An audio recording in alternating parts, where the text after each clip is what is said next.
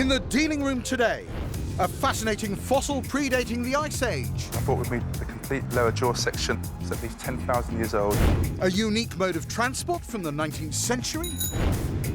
And modern art divides opinion. He never intended for these to be put into a frame as a piece of his artwork. 5 top international dealers with personal fortunes to spend. Sellers, anyone from anywhere in the world, can bring their items to be assessed. These are rocks from outer space. Wow. They're approximately 10,000 years old. That's just fantastic. The dealers used their wealth of knowledge to unlock the fascinating history and value of these treasures. It's these masks which led Picasso to paint Les Demoiselles d'Avignon in 1906, which sparked the whole Cubist movement. For it to be an antique in Chinese history, it has to be at least 200 years. And if they like what they see, they'll fight to buy. This is no gameplay. 1,800, final offer. £24,000. 30,000? 200,000 pounds. Sorry, how much? You jumped in. I didn't don't sit think down you're a and nice get back person. up. I really don't. These are the dealers.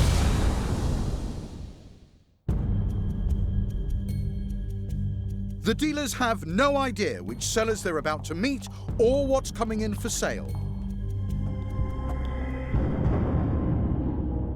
Peter from the West Midlands, UK, is passionate about the Victorian era. His item is a slice of 19th century British history. Hello, my name's Peter Anderson, and this is my brother. Hello. Alan. I have a Baylis Thomas 1887 ordinary bicycle with a 52-inch wheel. I've done about 1,000 miles on it. I have the complete history of this bicycle, and I bought it from this chap, Mr. Hughes. And I was given a photograph of his grandpa when this bicycle was new, which is absolutely delightful. Peter is only the second owner of this Victorian ordinary bicycle, better known as the penny farthing because its wheels resembled the relative sizes of the British penny and farthing coins. At the year of 1885, this was the only bicycle you could buy. It's everything you want.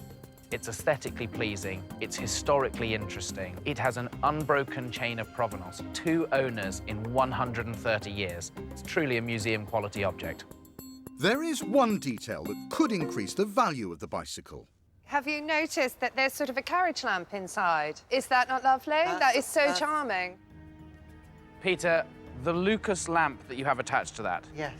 is that an original one? Well, it doesn't have a badge on it, which is disappointing because it just does look like the Lucas lamp. Lucas Industries produced oil lamps for the penny farthing. An original could be worth up to £1,000. Hi, I'm Scott. Hello. What value did you place on this bike for us today? It's about £3,000. It's a high asking price. In 2011, a penny farthing bicycle sold at auction for £1,900. Peter, I want to thank you for bringing it. I'm going to say that it's not for me. The reason why I didn't bid on the bike was because I don't think penny farthing bikes are super collectible in the United States or in South America. I think it's more of an oddity to the UK. I really appreciate you coming here, but thank you. Jenny also decides to stand down from the deal. Thank you very much for coming here. Thank you. Peter, I'm just desperately trying to work out Yes. who is going to come into my store and give me a good profit on this. The first veteran cyclist that sees it is going to give you a profit. I think the bike is absolutely beautiful. Yes. And I'm going to make you an opening bid. £400. Peter, I love the story behind it. I love the history behind it. I will offer you £500. It's worth a lot more than you think it is. Let me increase my bid slightly then. Yes. £700. As the bids crept up, I felt that people were beginning to buy into the story, but but I'm not sure that any of them truly appreciated the unrepeatable history, quality, and originality of that item. Peter, I love the look of this bike right now. I'm looking at it, I'm thinking, this is just wonderful. The problem is, if I buy the bike, I haven't got you sitting next to it explaining it. But I would like to make you an offer on it.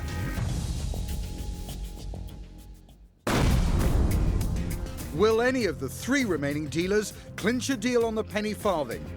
I'm slightly outside my comfort zone. Yeah. I just don't think I can go more. And Scott and Nik go head-to-head over a vintage Rolex. I'm going to better Scott's offer. I'll give you a final offer.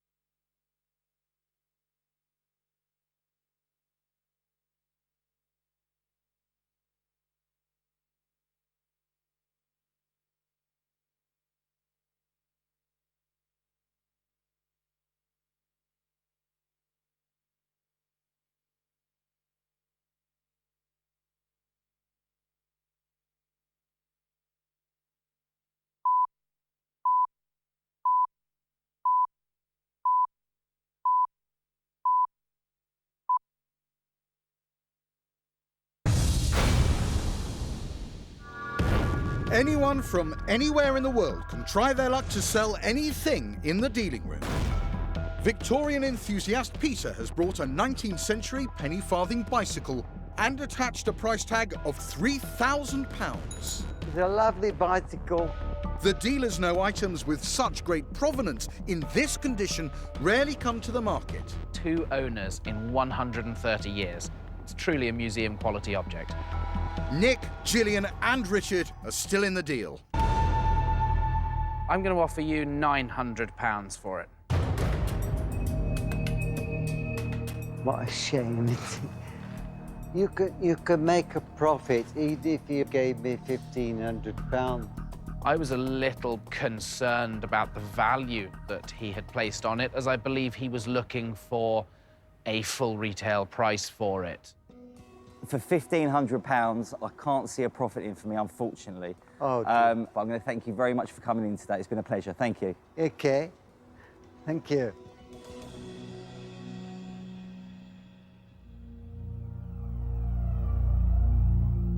Peter, I'd like to think that we could do a deal at £1,000. I do love it, but I can't go any further. Yeah. So, thank you so, so much. It has been a pleasure and a joy meeting you. Thank you very much. Thank you. Peter, I've outbid myself to get to £1,000. I don't want you to feel uncomfortable, but I feel that at £1,000, I'm slightly outside my comfort zone. Yes. But I love it as an object. I just don't think I can go more.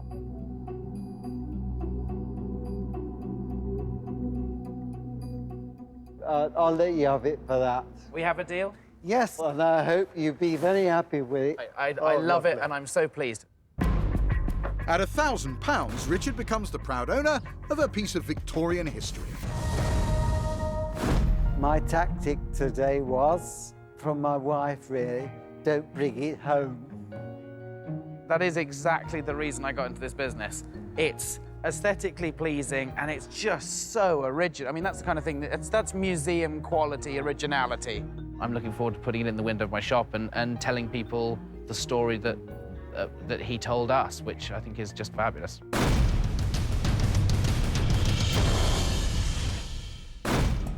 Hoping to tempt the dealers next is a seller with an item inherited from his father.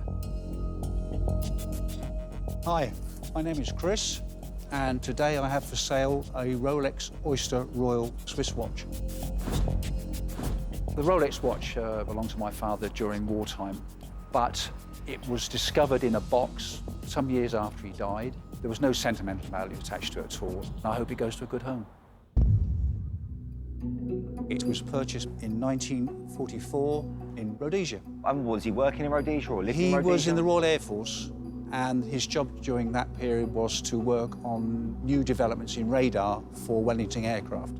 This Rolex Oyster Royal was bought in 1944 at a jewellery store in Africa, where the RAF trained British troops.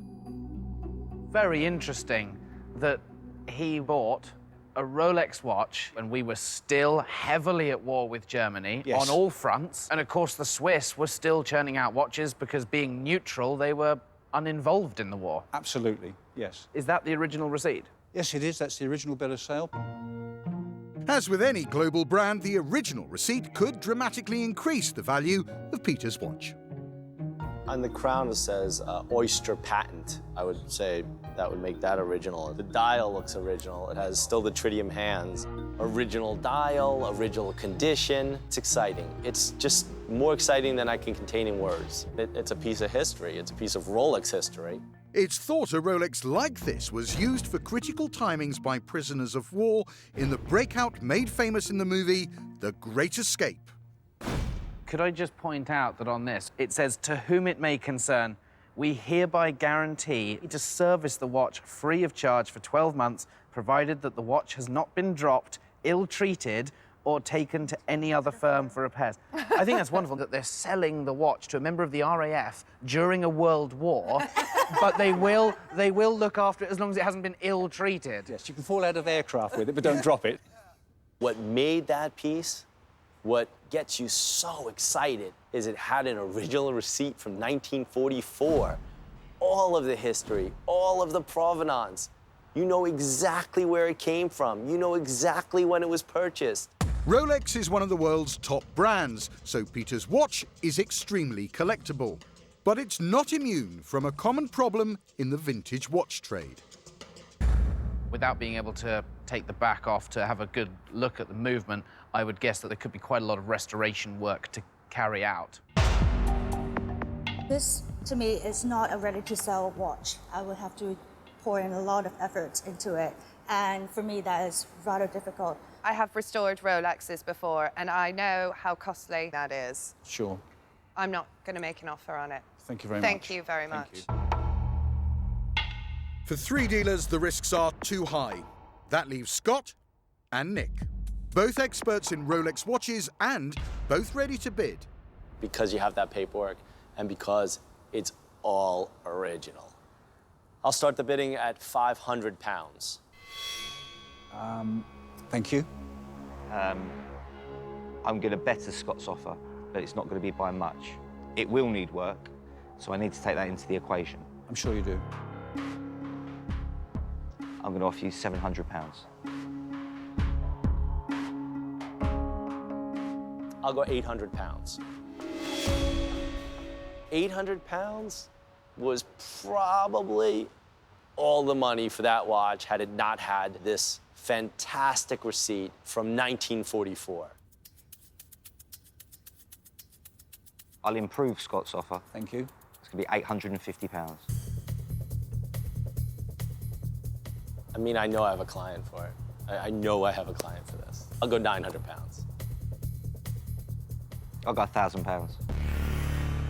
I really wanted this item. I have a collector for this item. I know I can sell it, and I know there's a profit in it. I'll go £1,100. Thank you.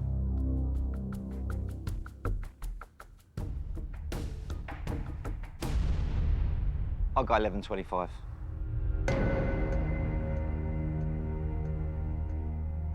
I'll give you a final offer. I'll go £1,150 for the watch.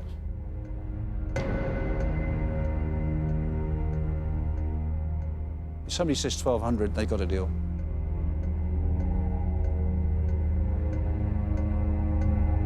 I got my teeth into it. I wasn't going to let Scott walk away with this on the day, so I was willing to go that little bit higher just to seal the deal. I'll give you £1,200. Thank Thank you. Thank you very much. At £1,200, there's a small profit in it, probably about £400.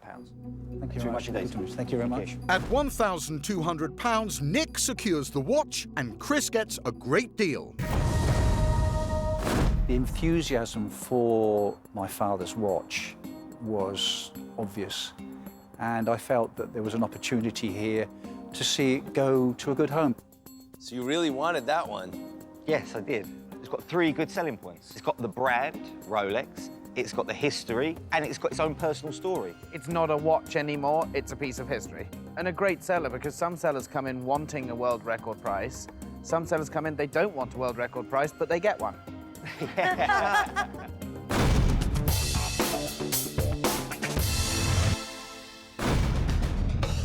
Next into the dealing room is an intriguing piece of post-war Polish history. The seller, Russell, is of Polish descent and was given the items by his grandfather. Today I brought with me a relic of the Cold War, which is postcards. Not just any old postcards, they're actually records. Russell has 101 audio postcards, originally devised as a way to smuggle Western music into Soviet-controlled Poland. Obviously, Poland was part of the former Soviet Socialist Republic. So if they didn't want you to hear the Beatles, a friend of yours from outside the Soviet Union would send you one of these as a postcard, is that correct? That's how those originally started, yes. These ones have all got Eastern European folk songs on. My grandfather was also Polish, but I've never heard him play any music quite like that before. My grandfather was also Polish, and I never heard this either. I think the fact that these are all Polish folk songs and there is no Western music, although they're decorative, they're not that interesting to me. I'm not going to make you any kind of an offer on them, but it certainly is interesting to see them. Thank you. A few of the postcards feature classic Eastern European designs, but unfortunately the rest of them don't. At first when I saw you take out these 3, I was very excited because they're colorful and they're decorative. But after looking through the rest, I see some boring patterns. I don't really see a market, but I'm intrigued and I'm really pleased to have seen them. The postcards are an interesting detail in Cold War history, but that doesn't make them valuable. 4 dealers sit down. Only Scott sees an opportunity. I do have clients in Poland. I'll offer you £100. I was looking for a minimum of 800, but I know you're not going to accept that. Would you take £250? Make it 275 and you've got a deal. Okay, I'll pay you £275. Thank you very much. I thought the postcards were a cool piece of Cold War history. I'm just under £3 per postcard, and I can get a collector that would pay me substantially more than that.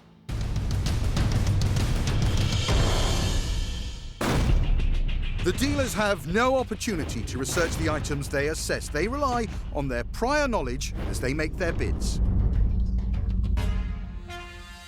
Kyle from Kent, UK, has arrived with an extraordinary piece of natural history. This item is a relic, a real artefact, something prehistoric, dates back to the end of the last ice age. It caught my eye, I couldn't resist it, and I'm hoping the dealers won't resist it either.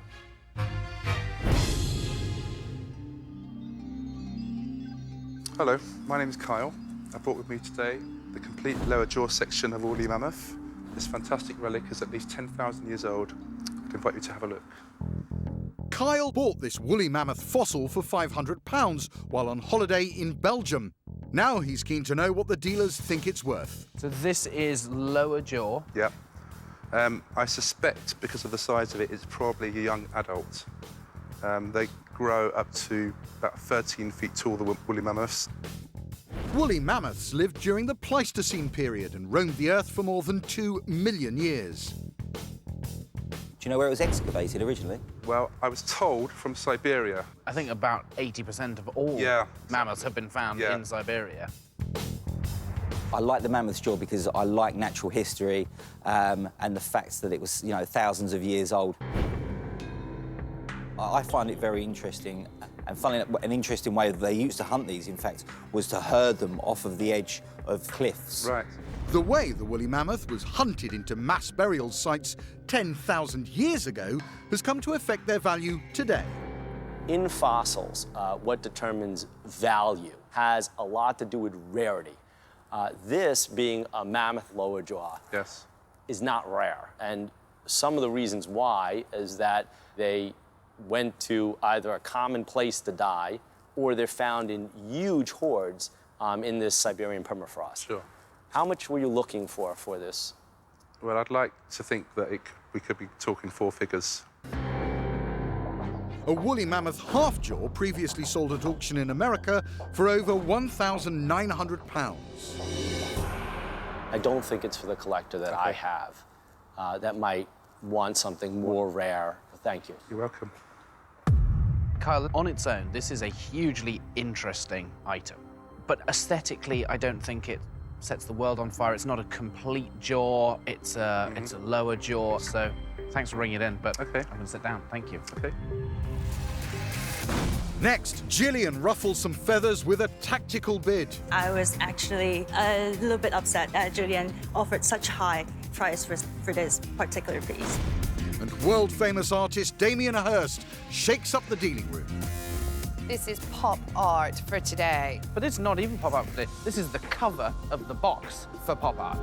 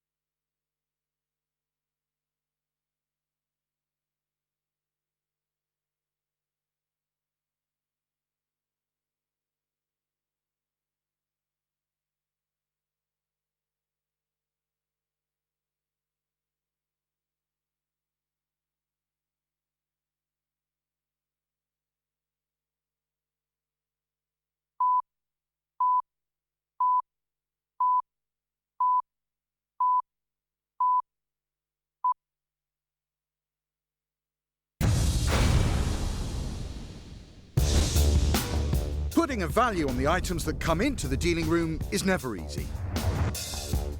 Kyle was on holiday in Belgium when he paid £500 for this 10,000-year-old woolly mammoth fossil.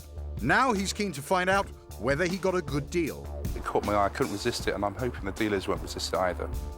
Scott and Richard have decided not to bid. They know woolly mammoth fossils are relatively common and not particularly valuable. The remaining dealers see something different.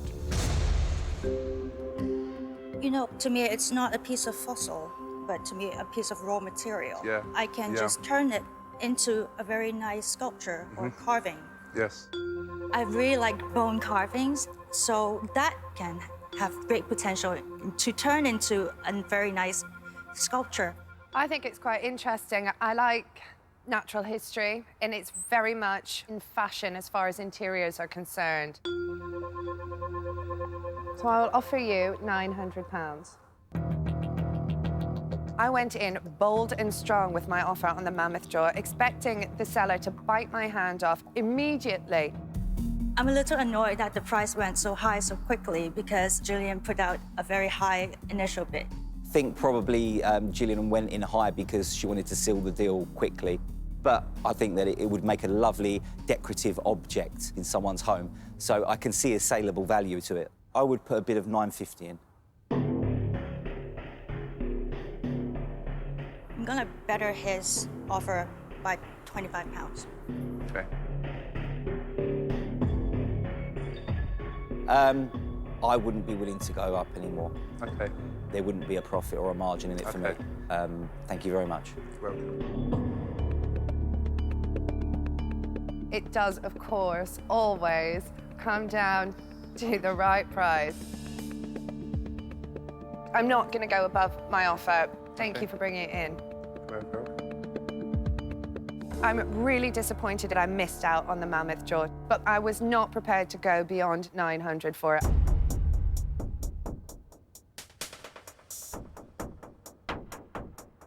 well, if you're still interested, I'd like to accept your offer. It's very good. Thanks very much. Nice doing business. Thank you. It's a good day for Kyle, who almost doubles his money, taking home £975. I didn't expect really to maybe make half of that money, so I'm absolutely over the moon. It's fantastic. When you think of how much we will bicker about something that is 80 years old instead of 150 years old, and we know that that is more than 10,000 years old. Exactly. It always amazes me how things like that aren't actually worth much more than they are.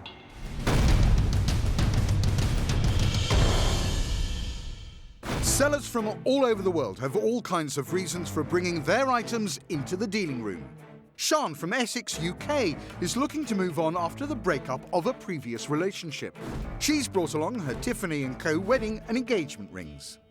Hi, my name's Sian, and I bought some lovely jewellery from Tiffany today, and I hope that you like it and can offer me a good price. You've brought those rings out of a blue pouch, whereas these rings would have been in a blue suede box.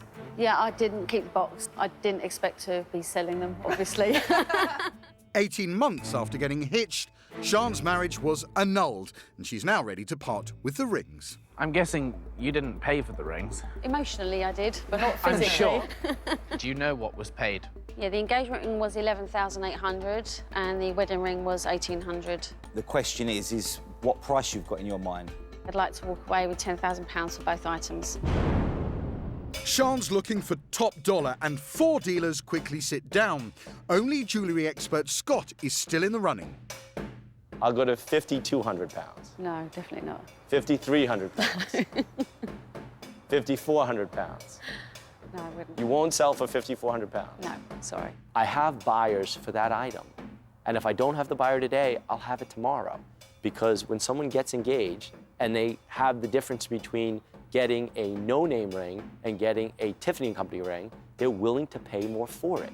Will you sell for £5,500? If you offer me £6,000, I'll take it. I've never heard of anyone that said no if they had a Tiffany engagement ring offered to them. And for that reason, I'm willing to pay you £6,000. Do we have a deal? You have a deal, Scott. I purchased the 2 rings for £6,000, and I wouldn't sell for any less than £10,000.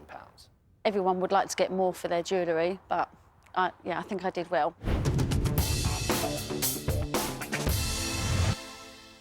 Deals are getting done thick and fast, with almost £10,000 spent on 5 items so far. The next seller, Alan, hopes his ancient tribal weapon will also tempt the dealers. It comes from the 19th century. It's a club, which in Africa they call a knotberry. And in Fiji they call it an ula. Alan, do you know which country this originates from? I think it's Fijian. Because you mentioned Africa, but this is Fijian. I think the weapon was seen around these areas. This could be an authentic 19th century war club, but as always, provenance is key, and unfortunately Alan doesn't even know which continent it's from, making it a very risky item to deal in. How could it be Fiji and be African possibly at the same time? It would seem weird. I think the weapons of the 19th century among the tribes were much the same. So you're saying that the Africans and the Fijians had a similar weapon? Yes. But this particular one is definitely from Fiji? But Fiji is nowhere near Africa. How could that be the case? Wanting more detail on the club's origins, the dealers are not impressed with Alan's research. This one was probably dug up from a swamp or something. Dug up for a swamp in Fiji? I don't think that spent any time underground, particularly. His story didn't really add up because he said it was from Africa and Fijian, and then the fact that he thought it was found in a swamp. But Alan still believes the club is valuable. Recently, in an auction, one of these sold for £5,500. So you're trying to achieve £5,000 today, is that correct? Being that I'm not a greedy person, I could negotiate around a 4-figure sum. I have seen incredible carved wood pieces, just absolutely exquisite. This just isn't one of them. It's not even close.